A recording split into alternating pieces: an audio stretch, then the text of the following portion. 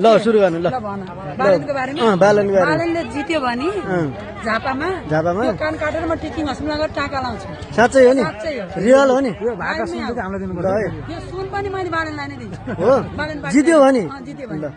केपी बाले जित्नुहुन्छ फेरि अरू कुरा नि भन न। केपी बाले जित्नुहुन्छ। कसरी किन भन्नुभयो त्यसरी केपी बालन जब काठमाडौँ राजधानी विकास गर्न नसकेर उहाँ केपीलाई हराउँछु भनेर अर्को आफ्नो ठाउँमा विकास गर्न आएर केपीको उहाँ झापामा गएर विकास गर्छ त्यसले त्यो त अब त्यसले काठमाडौँ पनि त विकास त गरिरहेको नि कसरी विकास गर्ने जनताको नाममै बालन छ त कार्यकाल पुरा गरेर जान्थ्यो होला नि त त्यो कार्यकाल त पुरा हुन नपाइ चुनाव आयो त के गर्ने त त्यो पनि त बुझ्नु पर्यो नि तपाईँले कार्यकाल त त्यही भयो त्यो त मेयर हो नि त काठमाडौँको त मेयर मेयर त हो तर ऊ त चाहन्छ नि प्रधानमन्त्री हुन प्रधानमन्त्री त ढलाकै यो जेनजी आन्दोलन गराएकै त्यसले प्रधानमन्त्री हुनको लागि हजुरको कुरा सही हो नि कान काटेर फाल्नुहुन्छ कान नि काटेर फाल्ने म त बाले